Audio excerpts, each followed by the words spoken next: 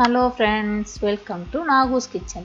இன்றைக்கி நம்ம பாலக்கும் சோயாவும் வச்சு புதுவிதமாக எப்படி ஒரு கிரேவி பண்ணுறதுன்னு பார்க்கலாம். இது சப்பாத்தி கூட சாப்பிட்றதுக்கு ரொம்ப சூப்பராக இருக்கும். இப்போ தான் எங்கள் சேனலை ஃபஸ்ட் டைம் பார்க்குறீங்கன்னா கீழே இருக்கிற ரெட் கலர் சப்ஸ்கிரைப் பட்டனை கிளிக் பண்ணுங்கள். கூடவே இருக்கிற பெல் ஐக்கானையும் கிளிக் பண்ணுங்கள். அப்போ தான் நாங்கள் போடுற வீடியோ எல்லாம் உங்களுக்கு நோட்டிஃபிகேஷனாக வரும். நான் இன்றைக்கி இந்த மாதிரி ஒரு கட்டு கீரை எடுத்திருக்கேன். அடுத்து 50 கிராம் சோயா எடுத்திருக்கேன். மீல் மேக்கர்னு சொல்லுவாங்கள்ல, அது கொஞ்சம் எடுத்திருக்கேன். இப்போ இந்த சோயாவை நம்ம நல்லா கொதிக்கிற தண்ணியில் இது பண்ணணும். அதனால் நான் இந்த மாதிரி ஒரு சட்டியில் தண்ணி வச்சுருக்கேன் இந்த அளவுக்கு. அதை இப்போ நம்ம சூடாக்கி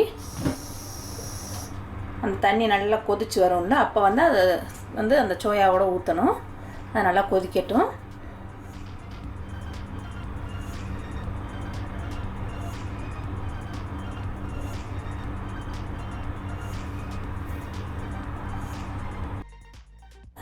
இங்கே இன்னொரு பாத்திரத்துலேயும் தண்ணி வச்சுருக்கேன். அது கீரை வைக்கிறதுக்கு இந்த மாதிரி கொஞ்சமாக தண்ணி அரை இதுக்கு வச்சுருக்கேன். அது இப்போ அடுப்பத்தை வச்சுட்டு அதுவும் நல்லா சூடு நல்லா கொதிச்சு வரையில் இந்த கீரை நம்ம எடுத்து வச்சுருக்கோம்ல, இந்த கீரையை போட்டு நல்லா இது பண்ணிவிட்டு வேக வச்சுட்டு எடுக்கணும். அதுக்காக வச்சுருக்கேன். இப்போ 2 தண்ணியும் கொதிக்கட்டும். இப்போ பாருங்கள், இந்த தண்ணி கொதிக்கிறதுல இதை அடுப்பை ஆஃப் பண்ணிடலாம். ஆஃப் பண்ணிவிட்டு இந்த நம்ம வச்சுருக்க சோயா நம்ம வச்சுருக்க சோயாவை இந்த மாதிரி ஒரு பெரிய பவுலில் மாற்றிட்டு இப்போ இந்த தண்ணி வச்சுருக்கோம்ல, இதில் ஊற்றிடணும். அந்த சூடு தண்ணியை ஊற்றி ஒரு 10 நிமிஷம் இருந்துச்சுன்னா அப்படியே நல்லா புஷ்ஷுன்னு ஊறி பெருசாக வரும். அது அந்தளவுக்கு ஊறி வரட்டும். ஊறி வரட்டும் ஒரு 10 நிமிஷம். தண்ணி கொதிக்குது நல்லா. இப்போ நம்ம வச்சுருக்க அந்த கீரை எல்லாத்தையும் அதோடு சேர்த்துடலாம். நல்லா உள்ளே சேர்த்துக்கணும்.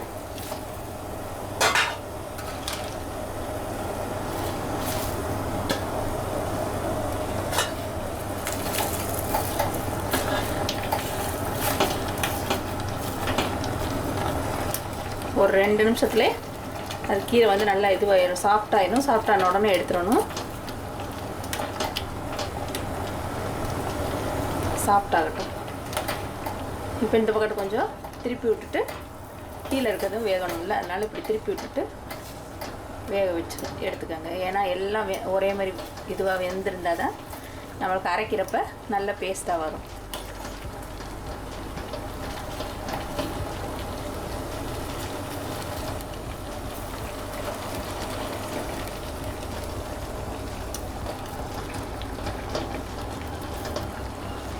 இப்போ பாருங்கள், கொஞ்சம் சாஃப்ட் ஆகிடுச்சு. இன்னும் கொஞ்சம் வரட்டும்.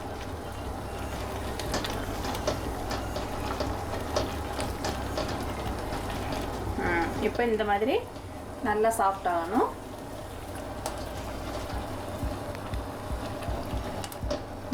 இது மாதிரி நல்லா வந்ததுக்கப்புறம் நம்ம அடுப்பு ஆஃப் பண்ணிவிட்டு இது தனியாக தண்ணி இல்லாமல் ஒரு தட்டில் எடுத்துக்கலாம். பாருங்கள், நம்ம வேக வச்சு எடுத்து அந்த கீரையை எடுத்ததுக்கப்புறம் இவ்வளோ தண்ணி இருக்குது. இதை நம்ம கீழே ஊற்றிடக்கூடாது. அந்த கிரேவி பண்ணுறதுக்கு தண்ணி தேவைப்படும்ல, அதுக்கு இந்த தண்ணியை சேர்த்துக்கலாம். இப்போ நம்ம வேக வச்சுருந்த இந்த கீரையை நல்லா ஆறிடுச்சு. இப்போ இதை இந்த மாதிரி ஒரு ஜாரில் மாற்றிக்கலாம். அரைக்கணும் இதுவை, அதுக்காக இந்த ஜாரில் மாற்றிக்கலாம்.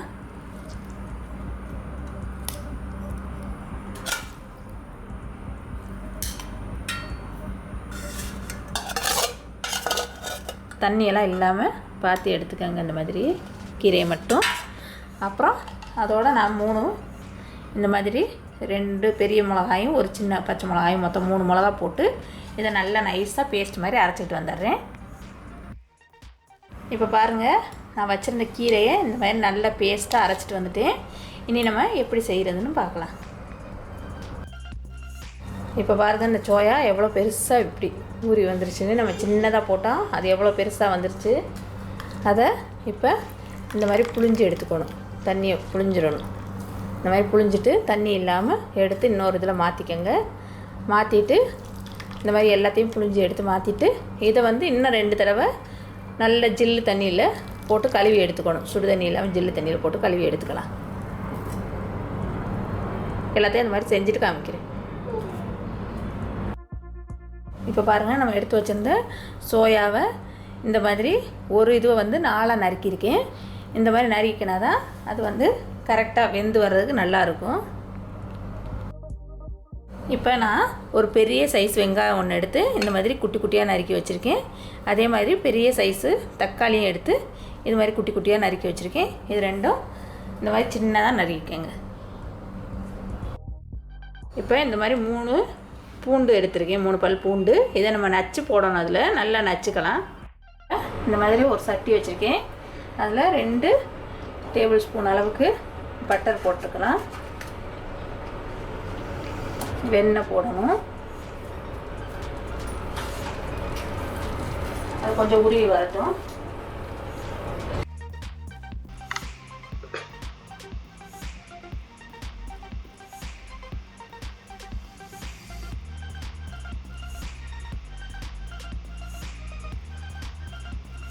இப்போ நம்ம வந்து பெரியவங்கெல்லாம் சாப்பிட்றதுனாக்கா வெண்ணெய் வேணான்னு நினச்சா எண்ணெய் கூட சேர்த்துக்கலாம். ஆனால் எண்ணெய் சேர்த்தோம்னா இந்த அளவுக்கு ரொம்ப இதுவாக இருக்காது. வெண்ணெய் சேர்த்தா தான் நல்லா ரிச்சாக இருக்கும், நல்ல டேஸ்ட் நல்லா இருக்கும். அதனால தான் வெண்ணெய் சேர்க்குறது. இப்போ நல்லா உருகிடுச்சு இது. இனி நான் இதில் ஒரு பெரிய சைஸு பட்டை போடுறேன். அதனால் பெருசாக இருக்கிறதுனால 1 போடுறேன், நீங்கள் 2 போட்டுக்கோங்க சின்னதாக இருந்தால். 2 கிராம்பு இப்போ போட்டிருக்கேன், 1 ஏலக்காய் போட்டிருக்கேன். அடுத்து ஒரு 1/2 டீஸ்பூன் இது ஜீரகம் சேர்த்துக்கிறேன், சின்ன ஜீரகம். இதை போட்டு நல்லா கிண்டி விட்டுக்கோங்க.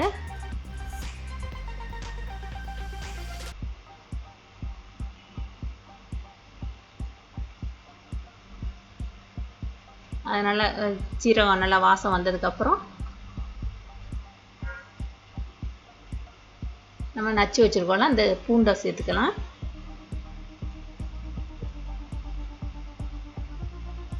பூண்டு சேர்த்துட்டு அந்த பூண்டு கொஞ்சம் லேசாக நிறம் மாறுறது வரையில் கிண்டி விட்டுக்கோங்க. அடி பிடிக்கக்கூடாது, அடி பிடிக்காமல் கிண்டிக்கோங்க. அடுத்து நறுக்கி வச்சுருக்க அந்த வெங்காயத்தையும் போட்டுக்கலாம்.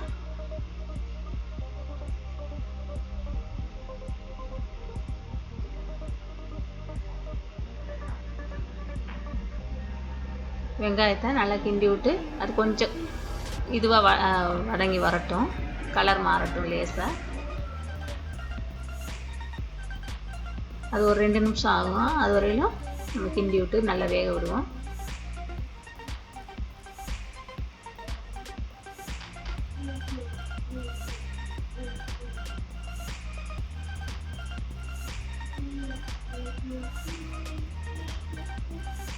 இப்போ அதுக்கு தேவையான அளவு உப்பு போடுறேன். ஒரு 1/2 டீஸ்பூன் கிட்ட போட்டிருக்கேன். ஏன்னா அந்த உப்பு வேகிறதுக்கு இது போட்டால் தான் வெங்காயம் நல்லா வேகும். இப்போ உப்பு போட்டாச்சு, நல்லா வதங்கிடும் சீக்கிரமே. இப்போ பாருங்கள், கொஞ்சம் நல்லா வதங்கிருச்சு. இந்த மாதிரி வதங்கினா போதும்.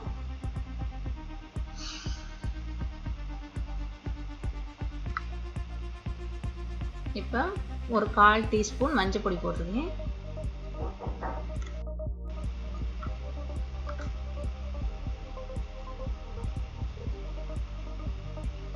இப்போ 1/2 டீஸ்பூன் மிளகா பொடி, தனி மிளகா பொடி போடுறேன்.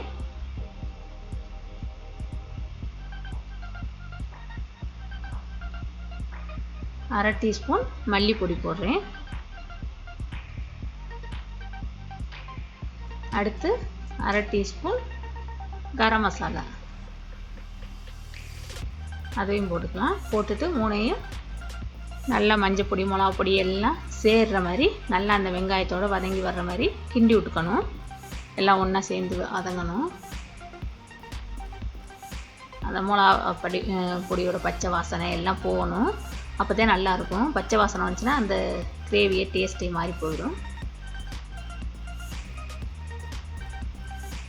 அடுத்து அந்த எண்ணெய் வந்து பாருங்கள், அந்த மசாலாவெல்லாம் சேர்ந்து வெந்ததுக்கப்புறம் அந்த எண்ணெய் பிரிஞ்சு வருதில்ல, அந்த மாதிரி அந்த அளவுக்கு நம்ம அந்த மிளகா பொடி போட்டதுக்கப்புறம் வதக்கிக்கணும் வெங்காயத்தை. அடுத்து நறுக்கி வச்சுருக்க தக்காளி பழத்தையும் சேர்த்துக்கலாம். சேர்த்து அதை நல்லா கிண்டி விட்டுக்கணும். கிண்டி விட்டுட்டு ஒரு 2லேருந்து 3 நிமிஷம் நல்லா வேகணும்.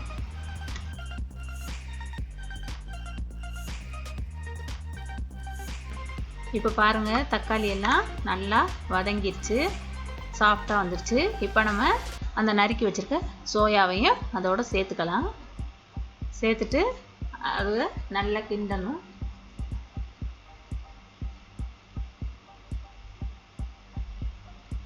அந்த வெங்காயம், தக்காளி, அந்த மிளகாப்பொடி எல்லாம் அதோடு சேர்கிற மாதிரி நல்லா மேலே கீழேயும் கொடுத்து கிண்டி விட்டுக்கோங்க. கிண்டி விட்டால் தான் எல்லாம் ஒரே மாதிரி சேர்ந்து வரும். அதுக்காக கிண்டி விட்டுக்கோங்க நல்லா.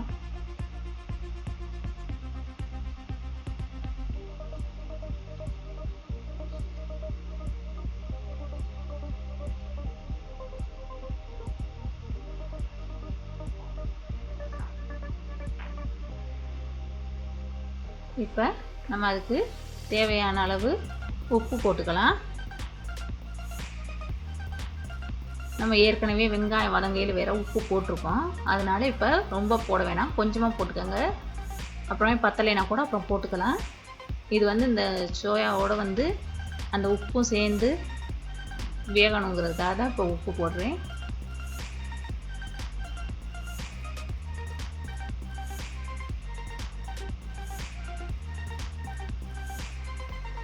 இப்போ இது ஒரு 2 நிமிஷம் இருக்கட்டும்.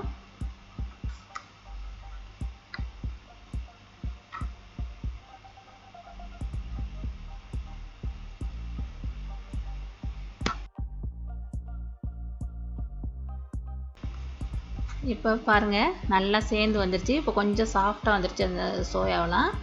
இப்போ நம்மளுக்கு இந்த மாதிரி சாஃப்டாக வந்தால் தான் அது சாப்பிட்றப்ப நல்லாயிருக்கும்.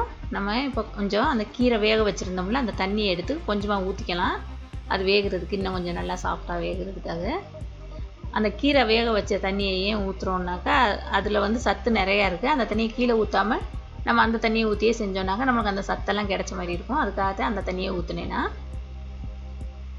இப்போ ஒரு மூடி போட்டு ஒரு 2 நிமிஷம் அதை திரும்ப வேக வைக்கலாம்.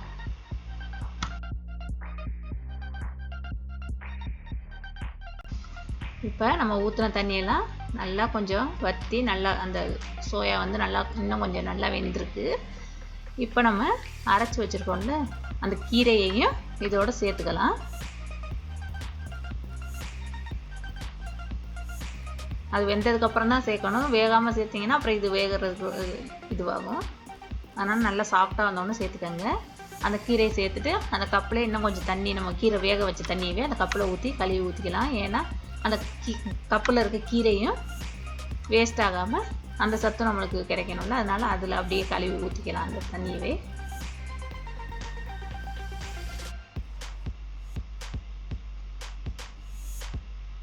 ஊற்றிட்டு இப்போ கீரையையும் சோயாவையும் நல்லா சேர்த்து கிண்டி விட்டுருங்க. பார்த்துக்கோங்க, ரொம்ப தண்ணியாக போயிடாமல் பார்த்துக்கணும். ஏன்னா சப்பாத்தி இது எல்லாம் சாப்பிட்றதுக்கு ரொம்ப தண்ணியாக இருந்தால் நல்லா இருக்காது. அதனால் கொஞ்சம் கெட்டியாகவே வச்சுக்கோங்க.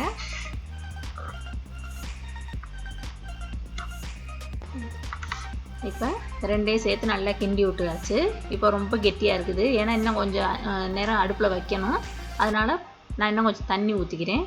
அந்த கீரை வேக வச்ச தண்ணியே தான் ஊற்றணும். எப்போ வேணும்னாலும் அதை தான் ஊற்றணும், வேறு தண்ணி ஊற்றாதீங்க.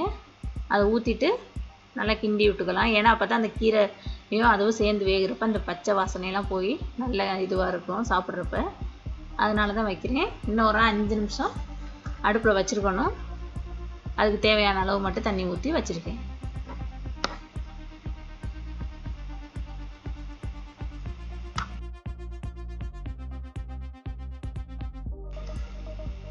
இப்போ பாருங்கள், ரெண்டும் நல்லா வெந்து வந்துருச்சு. இப்போது நம்ம உங்கள்கிட்ட ஃப்ரெஷ் க்ரீம் இருந்துச்சுன்னா அதை சேர்த்துக்கங்க. அது இல்லைனாக்க இந்த மாதிரி ஒரு ஸ்பூன் தயிர் எடுத்துகிட்டு அதை நல்லா கலக்கிக்கங்க. எந்த ஒரு கட்டியும் இல்லாமல் நல்லா கலக்கிடணும். கலக்கினாக்கா அது கொஞ்சம் இதுவாக வரும், தண்ணியாட்டம். அதுவை நல்லா கலக்கினதுக்கு அப்புறம் அந்த நம்ம வச்சுருக்கோம்ல வேக வச்சுருக்க அந்த சோயா கீரையோடு சேர்த்து கிண்டி விட்டுக்கிறணும் ஊற்றிட்டு. ஏன்னா அப்போ தான் நல்லா க்ரீமியாக இருக்கும், சாப்பிட்றதுக்கு ரொம்ப சூப்பராக நல்ல டேஸ்ட்டாக இருக்கும். அதுக்காக தான் இந்த தயிர் சேர்க்குறோம். ஃப்ரெஷ் க்ரீம் இருந்தால் அதே சேர்த்துட்டோன்னா அதுவும் நல்லாயிருக்கும். அதுக்கு பதிலாக இது சேர்க்குறேன். அது இல்லாததுனால தான் நான் இன்றைக்கி இதை சேர்த்தேன். சேர்த்துட்டு நல்லா கிண்டி விட்டுக்கோங்க. கிண்டி விட்டுட்டு நல்லா மிக்ஸ் ஆனதுக்கப்புறம் நம்ம வந்து அடுப்பு அமர்த்திட வேண்டியது தான். பாருங்கள், பார்க்கையிலே ரொம்ப ரொம்ப சூப்பராக இருக்குது. பார்க்கையில் ரொம்ப எவ்வளோ இதுவாக இருக்குது, சாப்பிடணும் போல் இப்போவே தோணுது. இப்போ பாருங்கள், சூப்பரான கிரேவி ரெடி ஆயிடுச்சு. அதுவும் நம்ம வந்து சோயாவும் இது கீரையும் வச்சே செஞ்சிட்டோம். இது வந்து சப்பாத்தி, நான், ரோட்டி, பரோட்டா எல்லாத்தோடையும் ரொம்ப ரொம்ப சூப்பராக இருக்கும். இதை நீங்கள் கண்டிப்பாக ட்ரை பண்ணி பாருங்கள். உங்கள் எல்லாருக்குமே இது ரொம்ப பிடிக்கும். இந்த வீடியோ உங்களுக்கு பிடிச்சிச்சின்னா லைக் பண்ணுங்கள், ஷேர் பண்ணுங்கள், சப்ஸ்கிரைப் பண்ணுங்கள். கூடவே இருக்கிற பெல் ஐக்கானையும் கிளிக் பண்ணுங்கள், கமெண்ட் பண்ணுங்கள். தேங்க்யூ.